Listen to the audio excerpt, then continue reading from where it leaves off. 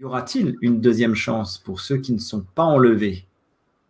Ah, moi, je vais juste me référer à ce que je lis dans la parole.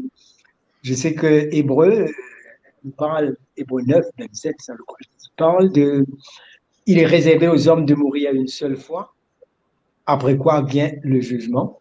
De même, Christ, qui s'est offert une seule fois pour porter les péchés de plusieurs, apparaîtra sans péché une seconde fois à ceux qui l'attendent pour leur salut. Je me référerai rien qu'à cela. Voilà. Donc, voilà. Ce qui veut dire C'est- que, ce qui veut dire que quand il apparaîtra, ou quand l'Église le verra, parce que apparaître, il y a deux choses. L'Église verra le Seigneur sur les nuées, et il y aura une apparition du Seigneur quand le Seigneur reviendra. Donc, une fois que l'Église est enlevée, Je crois que c'est important que tu soulignes ces deux événements, parce que parfois les gens font l'amalgame, ils disent lors du retour du Seigneur, mais il faut distinguer ces deux événements. Il y a l'enlèvement L'enlèvement. et le retour de Jésus après Après. la grande tribulation.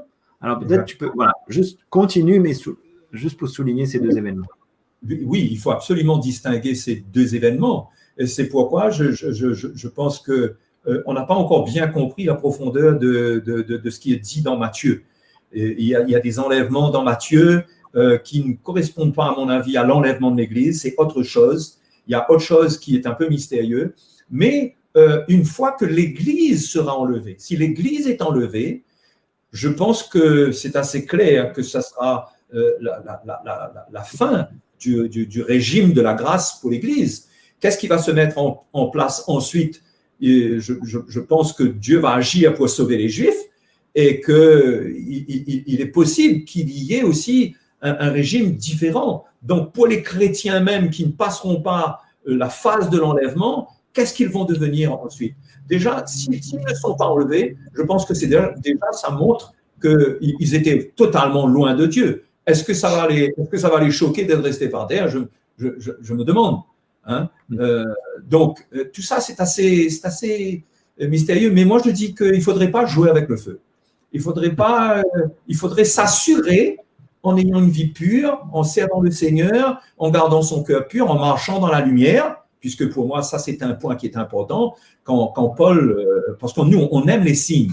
Hein, on aime les signes, on aime se référer à des signes, à des choses concrètes. Mais Paul, quand il parle de l'avènement du Seigneur, dans l'Épître aux Thessaloniciens au chapitre 5, il parle de la marche dans la lumière. Il dit aux enfants de Dieu, vous êtes des enfants de lumière. Il les encourage à vraiment se tenir dans la lumière, à veiller, à être sobre, à ne pas vivre comme ceux qui vivent la nuit. Et je crois que c'est vers cela que les chrétiens doivent s'orienter, plus que vers les signes, et aussi de se poser d'autres questions. Est-ce qu'il y aura une deuxième chance? Il vaut mieux voir qu'il n'y aura pas de deuxième chance, qu'il faut prendre la chance qui nous est donnée, c'est d'aller avec le Seigneur. Parce qu'en plus, la grande tribulation, qui tiendra dans la grande tribulation? C'est quelque chose c'est sûr que la Bible nous parle des saints et des gens qui auront une grâce spéciale, qui tiendront, qui mourront en martyrs. Mais moi, je pense que il ne faut pas rater l'occasion de l'enlèvement et s'assurer d'être au rendez-vous en ayant une vie où l'on marche dans la lumière, on marche, on se repent de nos péchés, on ne porte rien de mauvais dans notre cœur contre personne. Et ceux qui ont un cœur pur, la Bible dit qu'ils verront Dieu, et la parole de Dieu dit qu'avec cette sanctification, on pourra voir le Seigneur. Je pense qu'il faut viser là plutôt que de se poser des questions à côté. Oui. Exactement.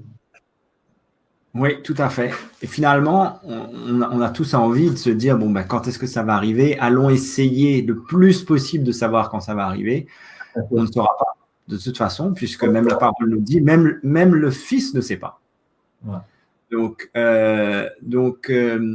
je crois que le plus important, c'est justement, on l'a dit, c'est de travailler à notre salut et de s'assurer, comme tu dis, Jocelyn, qu'on va partir avec le Seigneur. Les temps... Jusqu'au bout.